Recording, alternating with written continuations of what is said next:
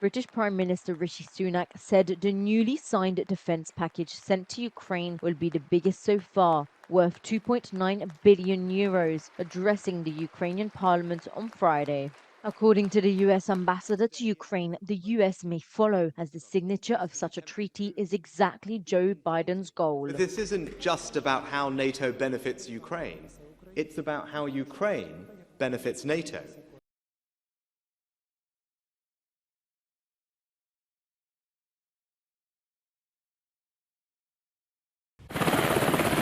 Tonight, an urgent search and rescue operation underway for 2 elite U.S. Navy SEALs missing after falling into the water during a nighttime boarding operation, according to 2 U.S. officials.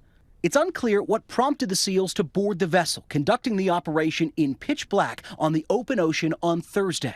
The SEALs operating in the Gulf of Aden between Somalia and Yemen, now a hotspot for U.S. naval activity after at least 28 attacks in recent months on commercial ships in the region by Iran-backed Houthi militants. Overnight, the U.S. conducting another retaliatory strike against the militia group.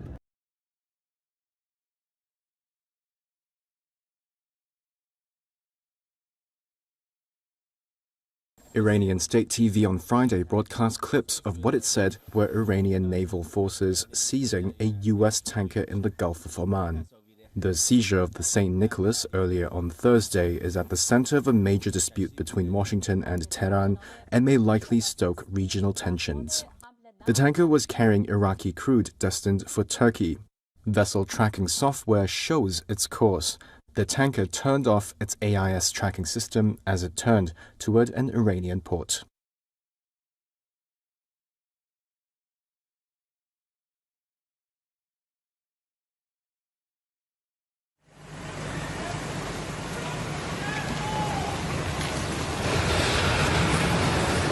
In one swift motion, this forceful mudslide ploughs onto a highway in western Colombia, crushing into traffic and people below.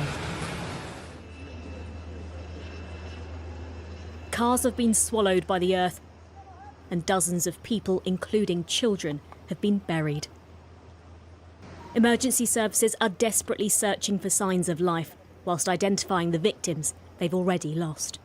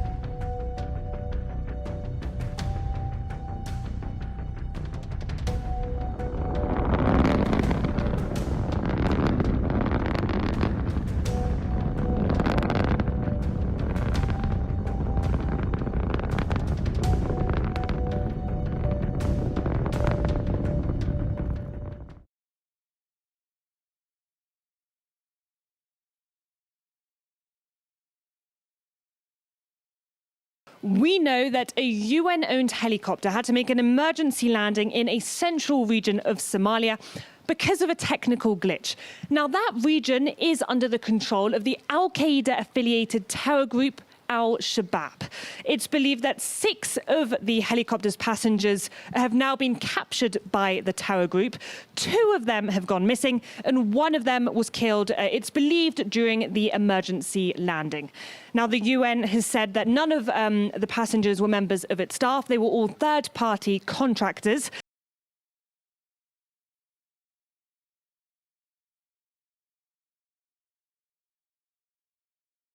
This morning, the families of the 10 black people shot and killed at their neighborhood grocery store are preparing for a trial that could end with an execution. The Justice Department is seeking the death penalty for the killer, Peyton Gendron, who was 18 when he singled out black shoppers in a premeditated massacre. The shooter has been serving a life sentence after pleading guilty to state charges last year when a man lunged at him. He was not in court to hear federal prosecutors announce their intent to see him die by lethal injection.